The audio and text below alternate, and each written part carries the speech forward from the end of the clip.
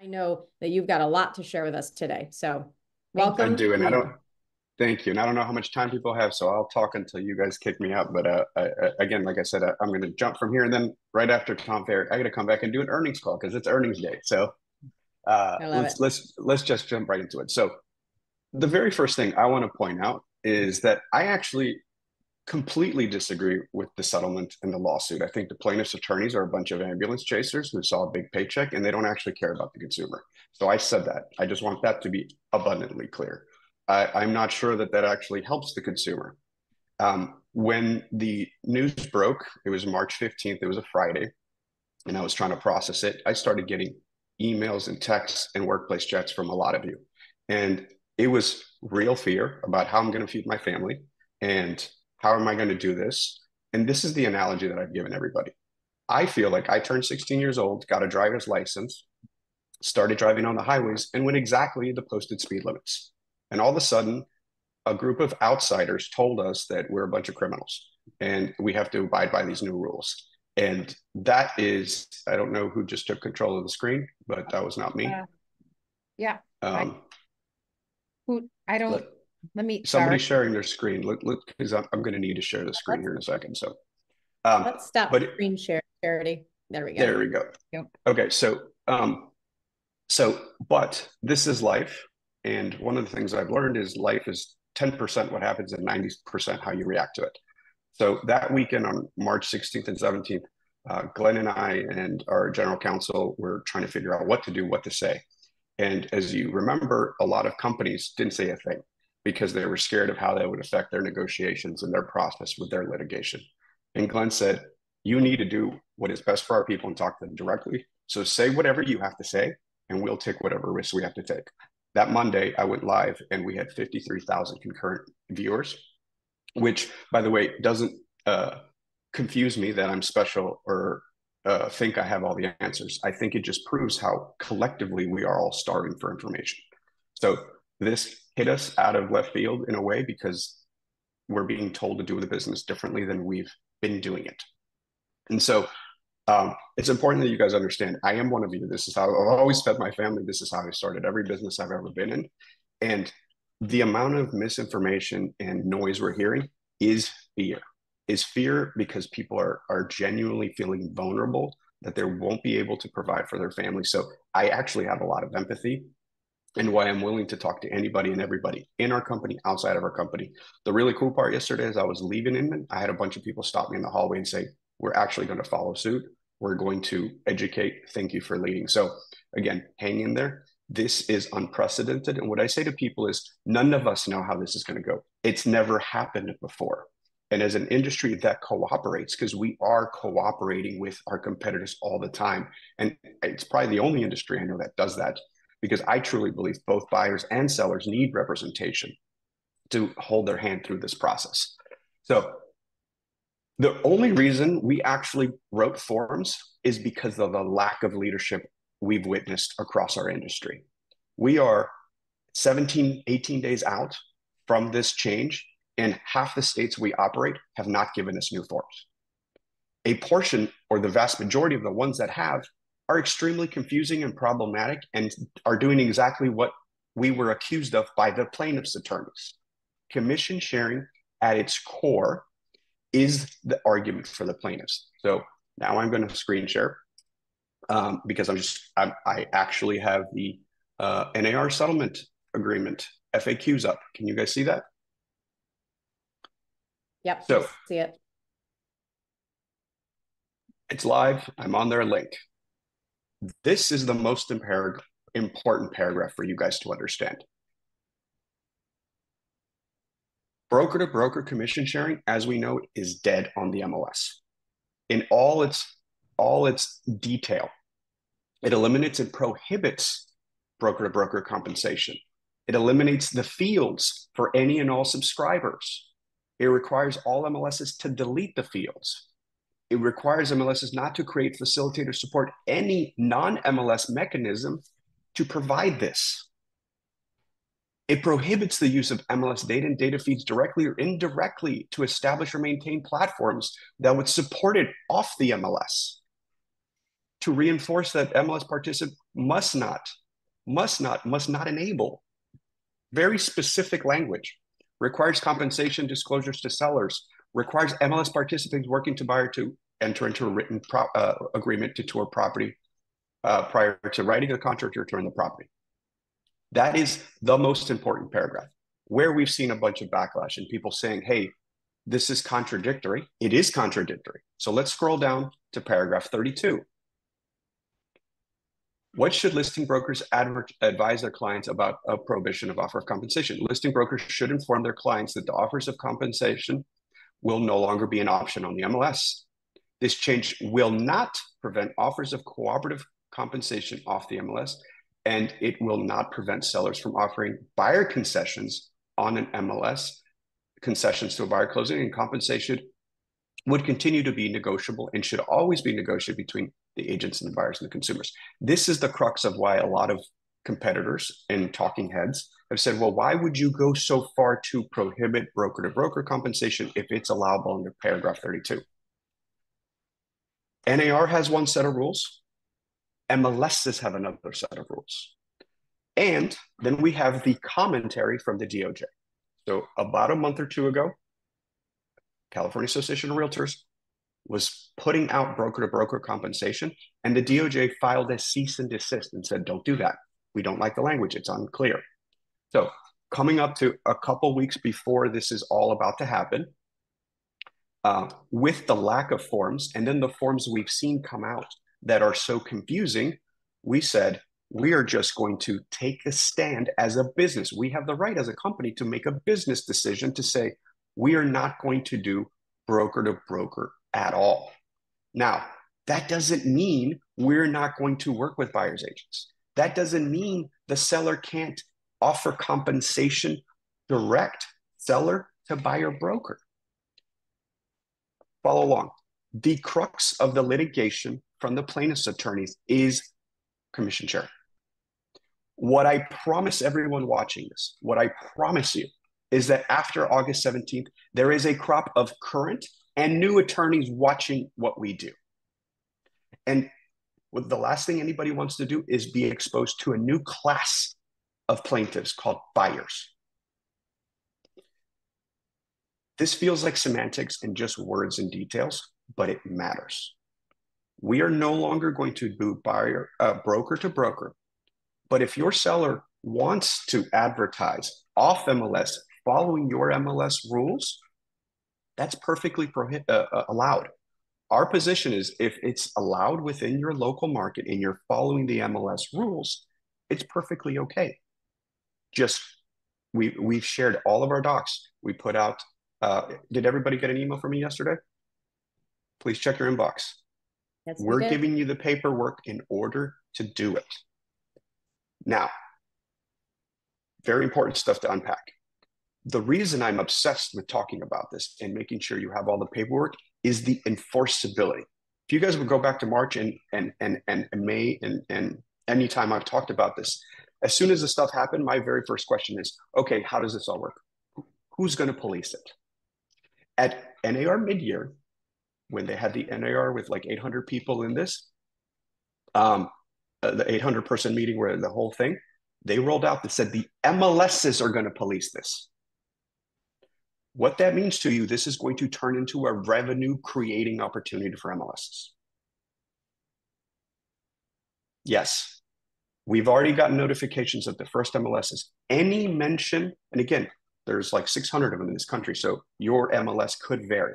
But the largest MLS in the country sent out an email last week saying that any infraction of any reference or attempt to reference buyer compensation, broker-to-broker compensation on the MLS will be an immediate $2,500 fine with no warning. And your listing will be deleted out of the MLS.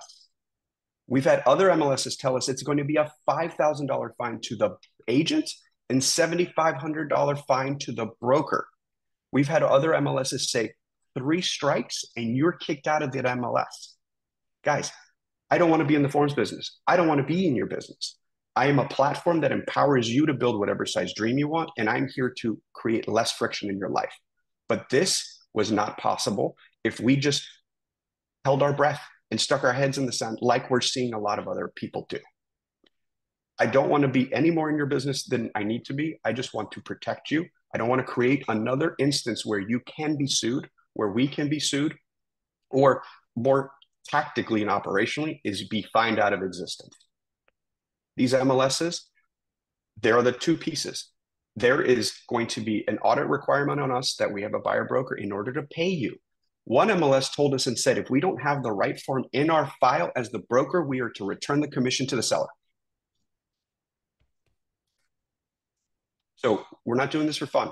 We're doing this to protect your business. We want to empower you guys, and I want to educate every single person. When I was in the hallway, the amount of broker owners who came up to me and said, hey, thank you for saying it out loud. And I said, can you please just say it on the internet? It's getting kind of lonely out here, right? We need to prepare ourselves for what's coming. We didn't choose any of this, but we can't pretend it's not happening. So the MLS rules are what I'm most worried about, right?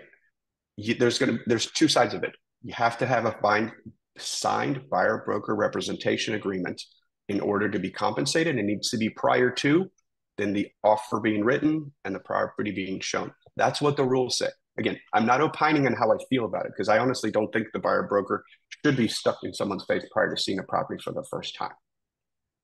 But here we are.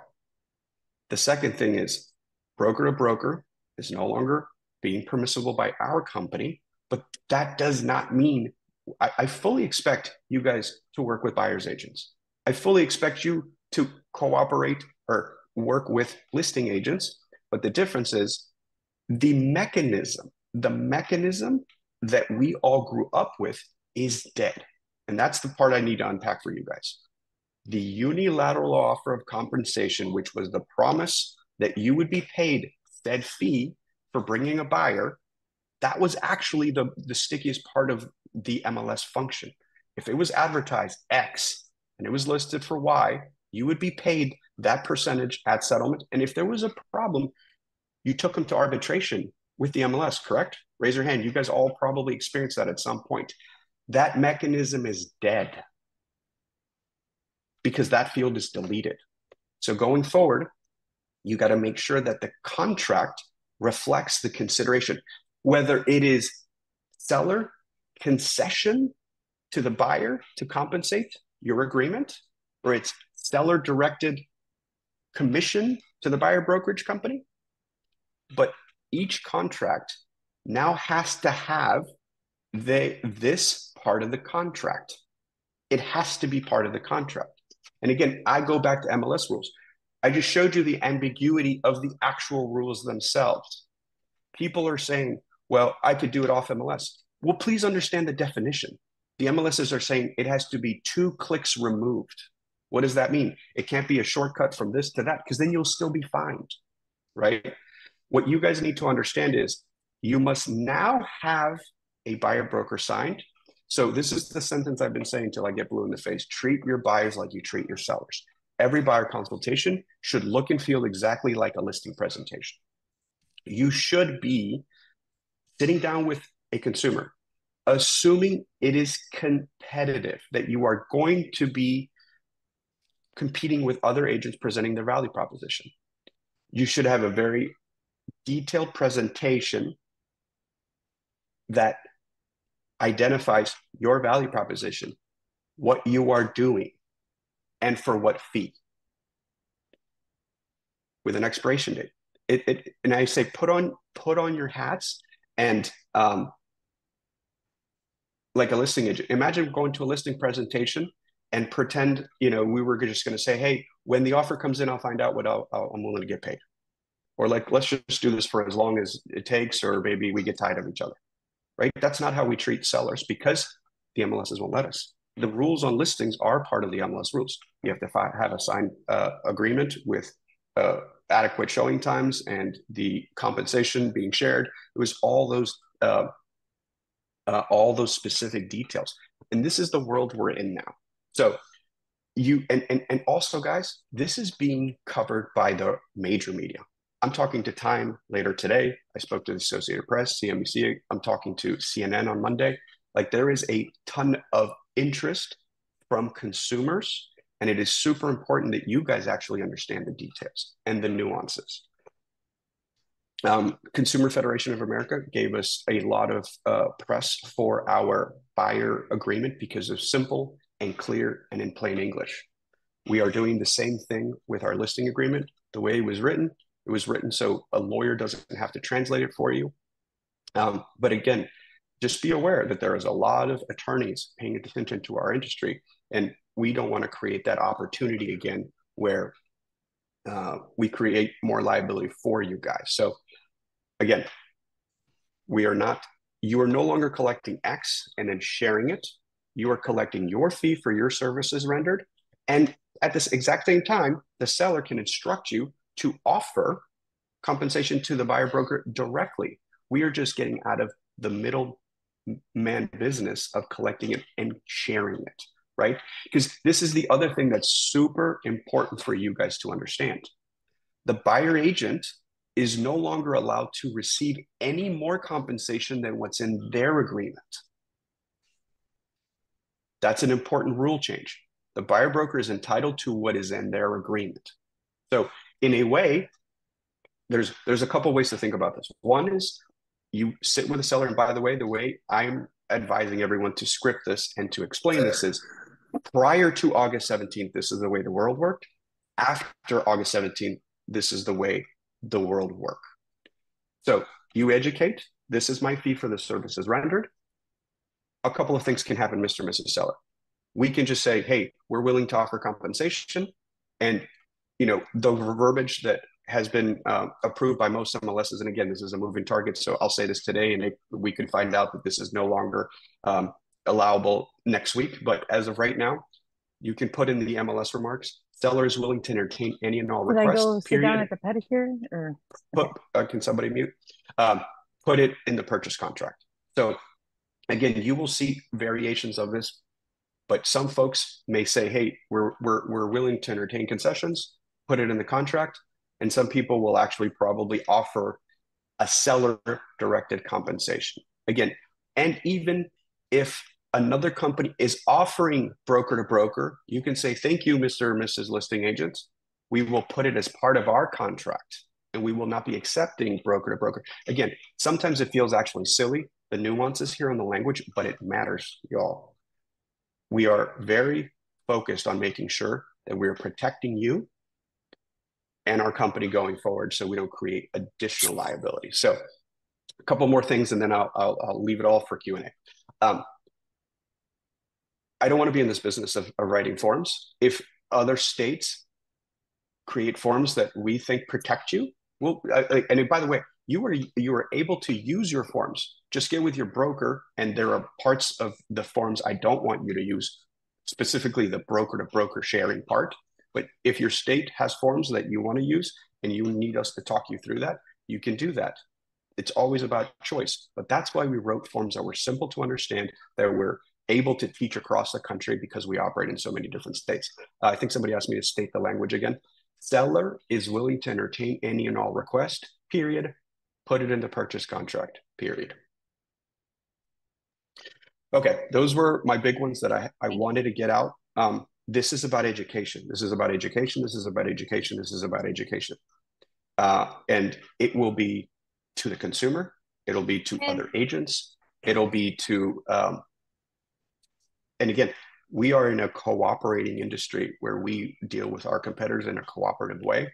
I don't think that changes. I think that's to the benefit of the consumer. I believe, everyone should have representation. But I'll pause right there, and I think I'll open it up for some Q&A. Thank you, Leo. Tina had to jump in the car and head to the airport. So I just want to say thank you again for coming on. Lots of chat in the box and hands are raised. Thank you for sending out that email last night. I'm highlighting this one form here, this direct compensation form that was submitted or shared with us last night. And I think this is one of the forms that spells it out most clearly.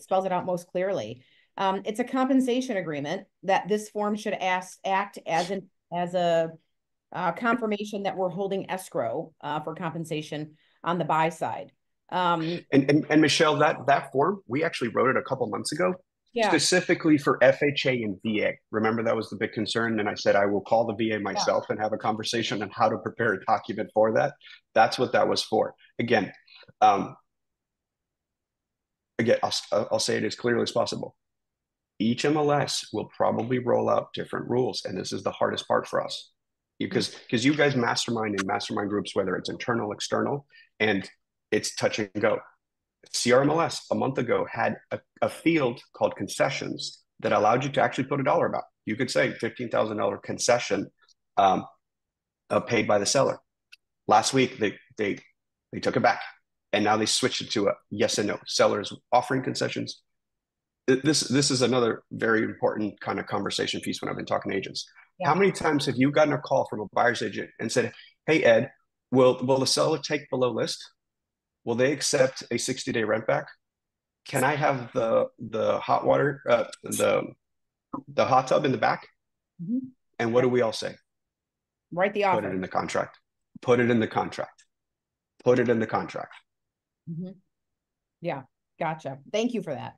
So Michelle, if you want to moderate and just start, I don't know if you want to do unmuting. Again, and by the way, I feel like I've been on the phone with a lot of you individually 12 hours a day, and I will continue doing that until we get through this. And again, I will promise you that by December, we'll all forgotten this. It'll be new. It'll be the new normal. And I've been getting lots of questions from major media. It's like, well, what's it going to look like? Or what's the new fee going to be? And you know what my answer is? The new fee will be what the new fee is.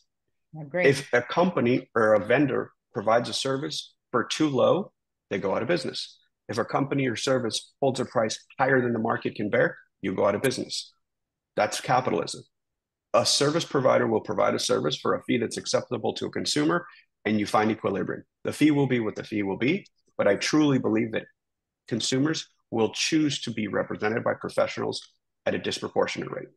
Great. Charity, I know you're also co-host on this right now, so thank you. If you can moderate the chat and see if there's anything that needs to float to the top. I'm going to go with the order of hands raised. I think it was a crapshoot between Ed Kaminsky and Anna Powell, so we're going to go with Ed on here first. Go ahead, Ed. Do you have some questions? Yes. So Leo, I'm trying to understand what you mean by you're not going to do broker to broker, and explain that. So are you saying that we won't pay the buyer's agent from eXp buyer, and but we'll pay the buyer, and the buyer pays the broker? Yeah, no, so good question, and this was an interesting one. I was talking through to somebody the other day. I think mechanically this is how it's always worked, because we look at the HUD-1, each side has their fee, seller and buyer. What we've done in the entire time I've been licensed for 23 years is someone would go to a listing appointment and collect X, and you would collect it on behalf of both the buy side and the listing side. If you look at our new listing agreement, it actually says, this is what I'm charging you for my listing services, period. Now, if you want to use the buyer, the seller direct to broker, or you can wait until the buyer broker requests commission, concession, whatever you want to put it as in the contract,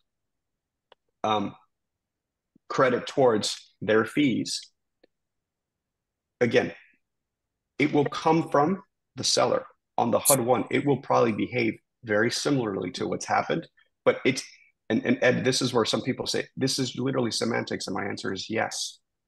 We're just saying you are negotiating your seller fees, then the seller has the option to either offer one out of the gate, not offer one out of the gate, say it's negotiable, present it with the offer. But Ed, this is the truth going forward. It has to be negotiated into each contract, because the unilateral offer of compensation, the mechanism we grew up with, the enforceability apparatus that was built into the MLS is gone. And that's not a Leo thing. That's every MLS in the country. That is paragraph 19 of the FAQs. So I've been working on drafting new listing contracts, looking at this, and I'm just feeling compelled to just put in, let's call it 5% commission as the listing fee. So we have that conversation. That's what at some point, we're likely going to make an offer of compensation to the buyer so they can pay their buyer's broker, and we'll remove it from that 5%. Can I do that? So no. So you would do whatever part of that 5% Ed was going to keep goes in one field. And if you were going to make an offer, if the seller is going to make an offer, you use the form Michelle just showed you, and you do it for the buyer side. At the time of the listing. Correct. Yeah. Okay. So, and I think this is the biggest point of contention, Leo. I think the biggest confusion is exactly what Ed said for so many realtors, and we kind of simplify it, but I think it's just like we're so used to collecting 5, 6, 7% and then delegating what part of that fee goes to the other broker. Now we're saying just negotiate your fee. If you're 3%, 4%, that's my fee, my professional fee. Seller, what would you like to offer the buyer agent, whether it's concession, compensation, it goes on a separate form. So I think that when it says eXp will no longer allow broker to broker, that's where I think that big crux is. And exactly. And we could spend the entire time talking about this because this is super important, right, Ed? But this is the distinction. Let's say you offer X, Ed. Remember, mechanically, the agent's only allowed to collect what is in their buyer rep agreement. So it actually doesn't actually matter what you're offering. It has to be. And by the way, some of you will probably have a higher number that's being offered, right? How many of you showed a property that had a much lower number than your professional fee may be worth for what the services you provide? And now you can actually include it in the contract and have it be part of the negotiation. And it gets you out of middlemaning that. Well, I've got the mic. The offer to be paid when the buyer is unrepresented. Is this coming up a lot where buyers are going to come in and not want representation? So we put it in there because it's part of the conversation with the settlement. I fully expect that there are consumers watching all the media that we're all watching saying, hey, I chose not to be represented and we're just having you address it up front in case it comes up, which again is different than dual agency. So this would be an unrepresented party who's because as you do your listing presentation, it is very important that you guys actually communicate all this to your customers and saying, hey, there is going to be a portion of the population who read something on mainstream news and says, I choose not to be represented. What would you like me to do with that party? Right? Because there's still 105 tasks according to NAR that are required in order to who's going to fill out the contract, who's going to unlock the door, who is going to do all that stuff. And so it is important that that is spoken for and accepted, right? Because if that person, again, the whole point is the buyer needs to be able to negotiate. In this example, that person is unrepresented. And so you're addressing that concern with the seller the day of the listing. Can we put in, I saw your language, but can we put in agent remarks buyer compensation offered? Can we use that language? No, and by the way, Ed, you belong to CRMLS. Read the email they sent you last Friday. They will fine you $2,500 and zap your listing out of the MLS. And they're using AI to do it. There is no warning. It'll be automatic. Can I say we like buyer's agents? Guys, again, this is where the internet gets, you've seen all the memes that the real estate accounts are creating. This will be a very expensive joke for some of you. Got it. Okay. All right. I'm just going to put call Leo. There we go. Call Ed. Call Ed. Call Ed. There we go. All right. Up next, Anna Powell. So patient. Thank you. Yeah, no worries. Leo, I watched Kendall Bonner's interview with Veronica about 2 times all the way through, and I wanted to clarify a couple things. We have every transaction that's pending active on both sides, listing and buyers. And my understanding is if the contract was written and executed prior to 8/17, that the compensation already prearranged from those listing agents can be shared on both sides. Kendall made it seem like that was open-ended as long as the contract was executed before and that we don't have to get all of those pending contracts in compliance. Is that true? That is what we know today. And so that is, I'm going to keep saying it, like, whenever you guys say Leo said, well, Leo, like somebody said, well, Leo said in May, I'm like, yeah, what I said in May, it doesn't apply today anymore, right? We are dealing with real-time information. Because what Leo said in May is we weren't going to be able to have off MLS compensation advertisement. A bunch of MLSs have said, hey, we're not enforcing that. Because again, what I said back in March and I said in April and May, I said, yeah, these rules are are rules, but what is the penalty? What is the enforceability? That's actually very much a concern, right? I'm licensed, or I held broker's licenses in 2 states. And one state, the penalty for something was $1,000 fine, and the exact same infraction in the other state I was licensed was up to 1 year in prison. So my question is always like, what are the enforceability on rules, and who's going to police them, and how do we enforce them? Yeah, we are working to go ahead and get all of those in compliance where we can. We are running into that objection from listing agents that have 5% or 6% or any fee that they've negotiated on their exclusive right to sell. That pushback is, well, I've already gotten this, like I can't use your forms. And so I guess I would ask you, just tactfully, like, what does that conversation look like from us other than just an education piece? How do we reiterate clearly that the compensation must be coming from the seller, particularly on these transactions that are already in play? Yeah, so I think anything that's currently under contract, and again, I will defer to your state brokers, and like the ones who have a relationship with me, I will respond. So message me on Workplace, and I'll have somebody from the broker team reach out, and we can figure that out. As I understand it, everything prior to that date just closes the way it does. We've provided you a addenda to transition active properties. And just so you guys know how real this is, I've gotten messages from the MLSs instructing me and to then like confirm that I've destroyed commission information in our IDX and Val feeds for listings, right? Because right now our websites are powered by MLS data. They've said, I need written receipt and you confirming that this information has been destroyed as of this date. So very serious. We are providing you all the paperwork. And again, like there's much information, many other things, as Tina said, I'd probably rather be working on, like Revenos and all the other tools I acquire and build for you guys. That is what I like doing most of the time. I never intended to be in the forms business. Thank you. Super helpful. Appreciate you. Leo, I want to call on another question, but I want to be mindful of time. How you said you'll be on for a bit, but I don't know what your hard stop is. I can keep going. Okay. All right. Because Charity has a list and I think she could be quite efficient. So I just want to, squeeze as many in as we can as possible. Justin, take it away. You're up. Awesome. Hey, Leo, appreciate this. I agree with you. I think, 2 months from now, this is water under the bridge and we've got a plan of attack and kind of understand the barriers that we're dealing with. On another note, like what is yours and eXp's both relationship and thoughts on NAR and our local boards as a whole? I feel like a lot of us are losing faith in that they are operating in our best interest. And and we're seeing, I think it was it Denver that had VC interest, and taking it over, and it's going to be a money grab. And so what's the play? So I said this on a live previously. I said NAR provides us MLSs and forms.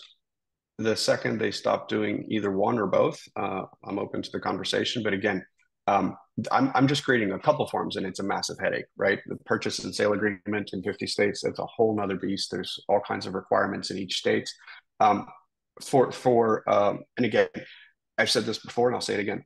I think the way we do real estate in North America with the perfect set of information that is MLS rules. MLSs provide this platform where we actually have a perfect set of data that says 3 bedrooms, 2 bath, and we have a definition. A definition of a bedroom has a closet, a door, and a window with egress of over 44-inch windowsill and 60 feet on the egress, right?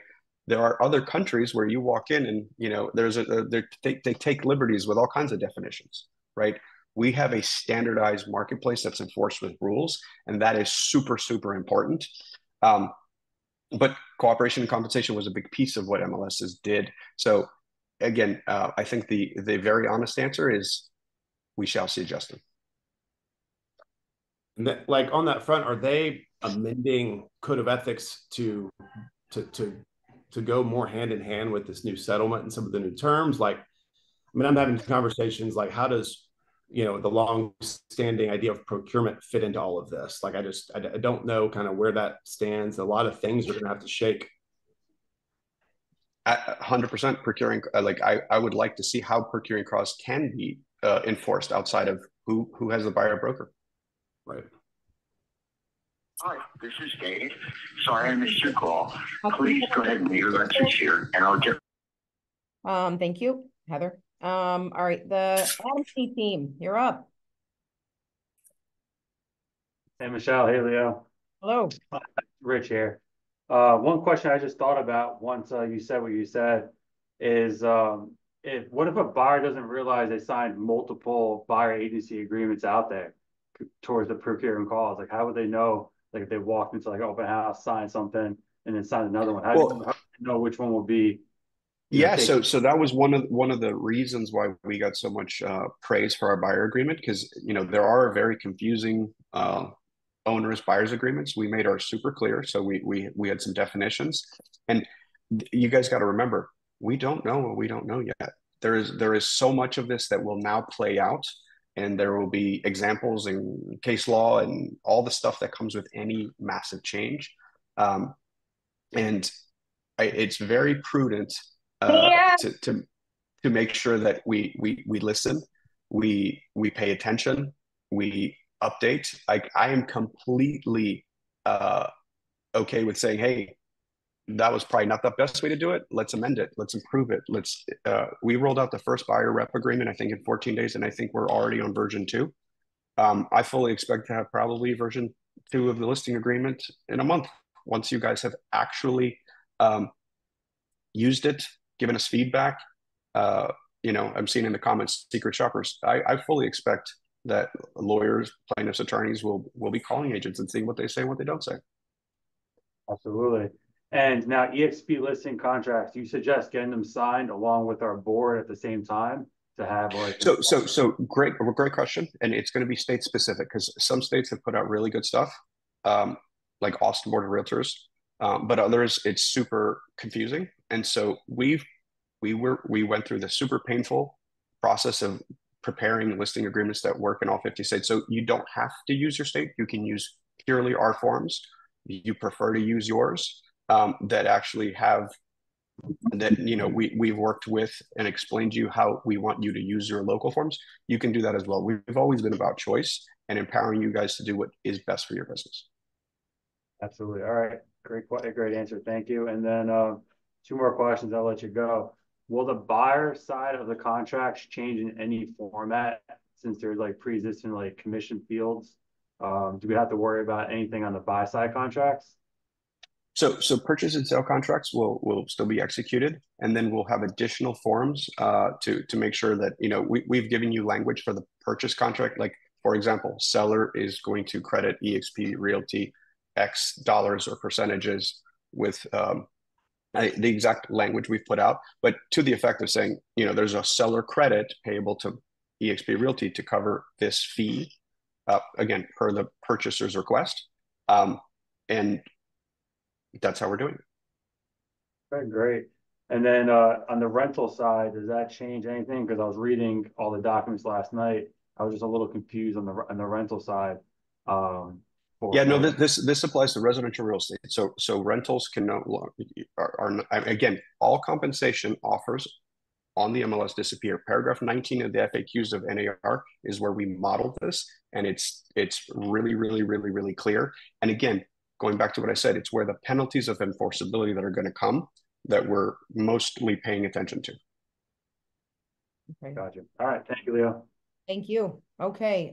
Dan Fortin, you're up, and then I'm going to let Charity jump to some of these questions she's organized from the online chat. All right. So go ahead, Dan.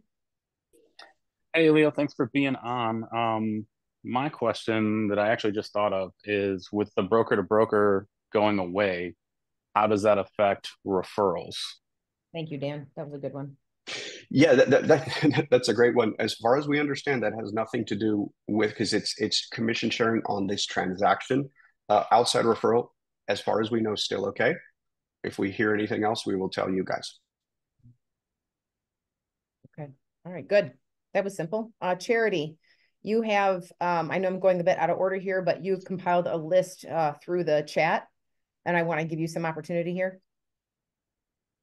Yes, let me get Ernest. Ernest, can you ask your question? Because I promised that first that you'd be able to ask that question. Go ahead. Thank you. Yeah, I can go ahead and ask it. So, Leo, just a quick question. I know there's a lot of tech stacks out there right now currently trying to come up with solutions to be able to have a listing agent present a compensation on the front end of the website. Um, Anything or any guidance there, anything eXp is going to do proactively to kind of restrict that, or are they just going to let whatever those tech providers roll out kind of fly? Yeah, that's a great question. That is very much as of right now, we haven't made an official rule. I would tell you to be very wary and read paragraph 19 of the NAR settlement FAQ, because it has like 4 or 5 provisions that say any technology that's using MLS data fields. Be very careful.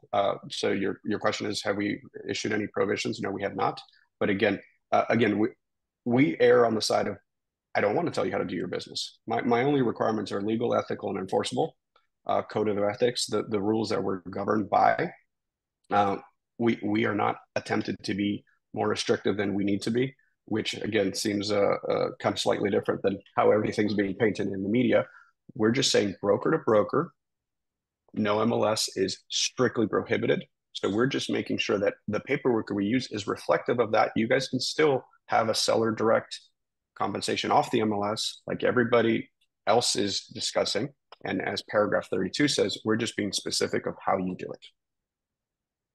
I just want to jump in on this because we've definitely had some conversations with our NC brokers, and we know that not everybody here is in North Carolina, but many of us are. So the question was asked about using autoresponders specifically. So what they had mentioned was you can use autoresponders, have a number that people can text with the information. You can use the KV core links, you can use QR codes. You just don't, that number shouldn't be on the MLS. There should be a step between, some kind of step between what's on the two clicks is what NAR's FAQ says.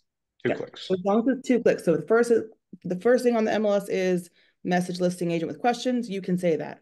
You can't say message listing agent about commission, right? So like you can't say anything about commission. And Charity, this is the really important thing. Like I gave an example of a sentence that some MLSs have said it's okay, and then I saw immediately in the comments that my MLS said no. So again, this is the most painful part for us as a company, for me, because people are like, hey, this specific, it's like, it's touch and go, because what I tell you today on this call could change by tomorrow.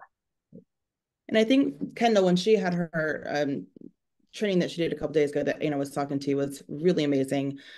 Let me just reiterate again. I have put in the chat many times, if you guys want a recording of this, please text me. I will send it to you.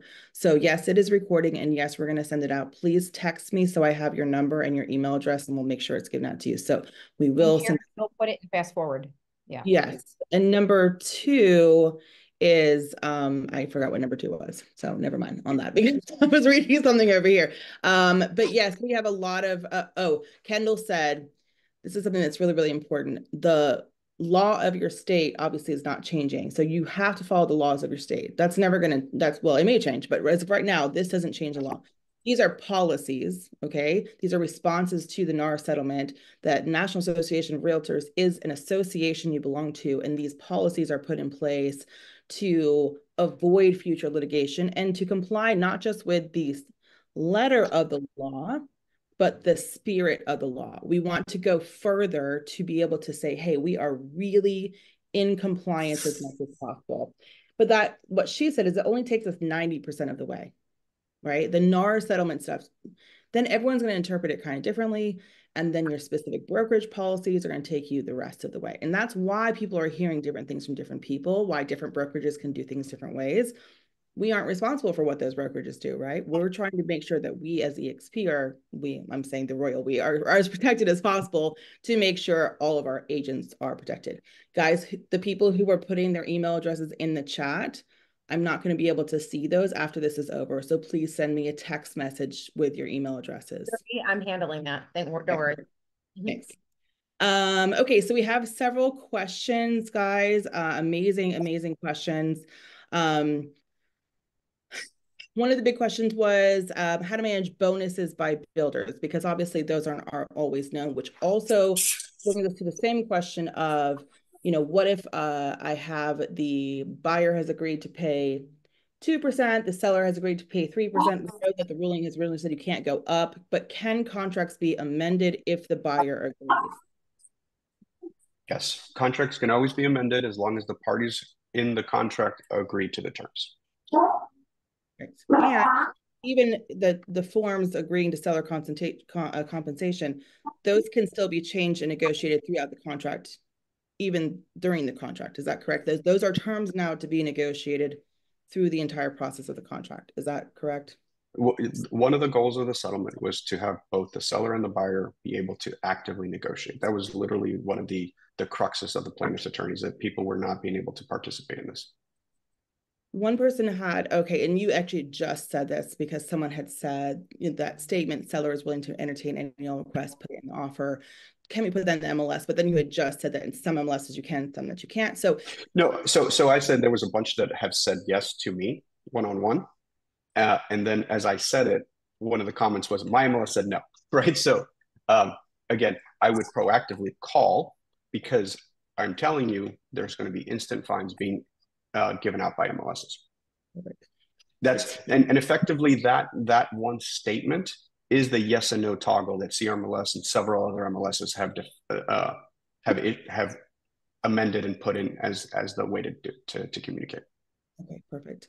A lot of the questions are around teams, or for example, if I'm out of town and I have an emergency and I need a friend to open the door, does that person need a buyer's broker for that day? I think you had mentioned this, or Kendall had mentioned this. If someone is expecting to get compensated, then that's where buyer's broker needs to come in.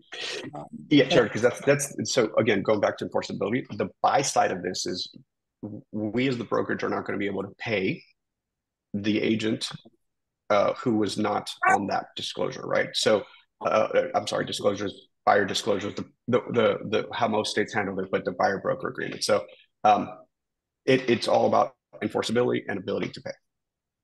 So as long as we all know it, just to be clear, because there has been some questions about apps like Shawami, and I don't know if this is nationwide, in North Carolina specifically, you cannot have an agent from another brokerage show your buyers if you're in a buyer's agency contract. So I don't know if that's nationwide, but is that yeah right? Yeah, let's actually address that one per state, because Shawami operates in some states, doesn't operate in other states, and then that agent's being compensated for a specific act, right? Not for the actual consummation of the property, because they're going to get their fee whether that property gets purchased or not. So that's a different topic, but let's make sure we don't confuse folks. I think that's where a lot of people are coming in, because they're hearing some things from their state, they're hearing some things from the brokerage, which is going to happen, right? If someone comes to an open house and says that they have an agent and a buyer broker agreement with their agent, can we still allow them in? Do we need to see the buyer's broker agreement? I think we've already said that if you're a seller sub agent, you can host an open house and not need a buyer broker with the buyer coming in. So they are allowed to see the house during an open house. Is that correct? Like we don't have to. Yep. So the information we have of today is that open houses are seller representation activity. But again, let's check with your state and let's check with your local boards. But that's the information I've seen at scale. Okay. Really good. Can he say that again, please? Yes, open house activity is considered seller representation behavior. So if you are the listing agent and you have somebody else from your brokerage hosting that open house as a sub agent of the seller or doing seller services, we are holding the house open. People, unrepresented buyers can come in, but if they start to give you any motivation or decide they want to use that agent as their agent, that's where it needs to convert into some kind of broker's representation on the buy side. Is that correct? Just like before. Yep. And then we had a comment that I think really sums up one of the main reasons why we started to do, we wanted to do this conversation today. Someone said, you realize agents will not show our listings because it's all over the place that we will not pay co-op brokers.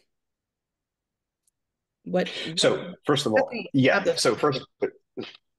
So my guess is we will see a lot of companies go to this exact model because it's probably the best prevention way. But first of all, the code of ethics clearly instructs that we are to show the properties. We live in a world where portals are where consumers find the listings.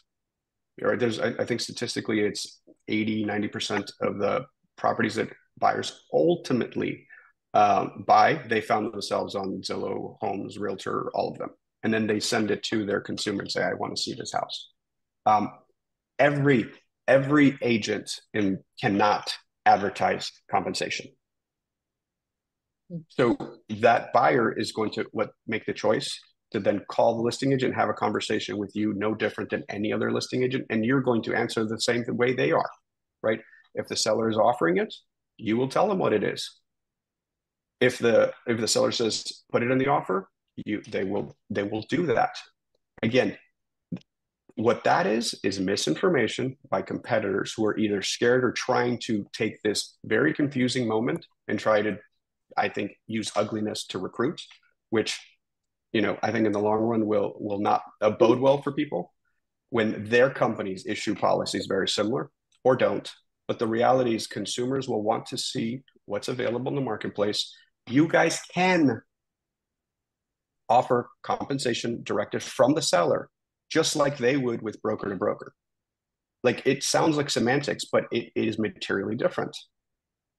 It effectively will do what the others are doing, but literally the crux of the plaintiff's attorney was litigating us for commission sharing. That's the actual basis of that. Why would we turn around and do the exact thing that they litigated us for?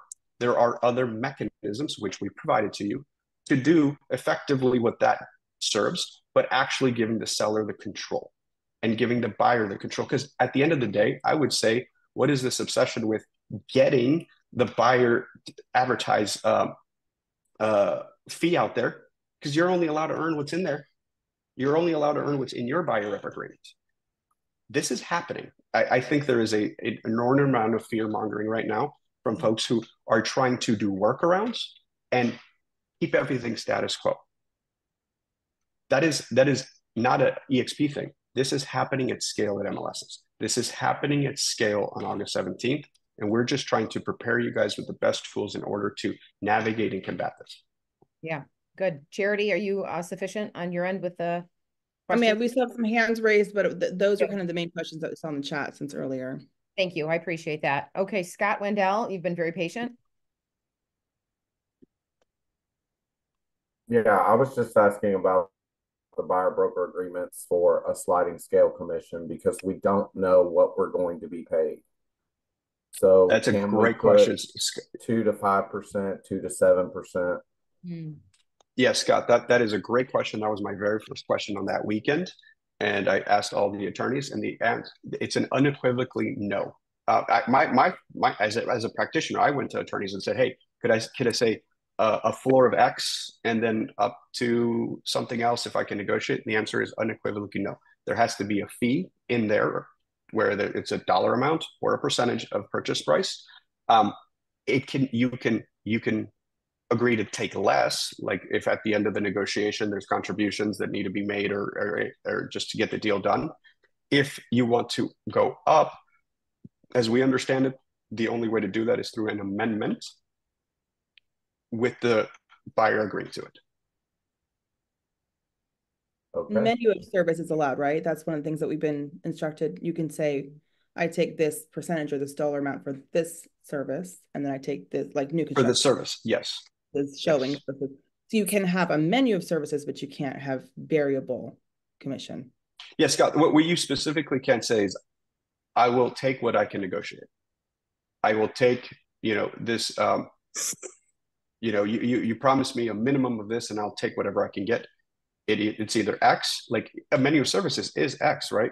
Charity, it's a very specific as to what you're accepting for the services rendered. But let's go back to a listing presentation. Like you say, I'm willing to list the house for X. And for that fee, you get a sign in the ground, lockbox, drone video, photography. You get X services for Y fee.